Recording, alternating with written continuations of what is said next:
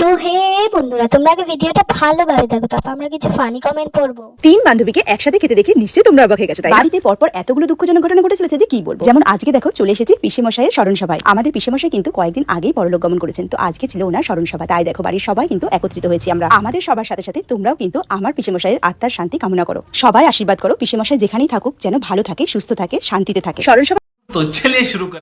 শুনেছি ওর বর নাকি টিচার, প্রথমে ওরই একটু শিক্ষার दरकार আছে। पढ़ाई लिखाई में ध्यान लगाओ, आईएएस बनो और देश को संभालो।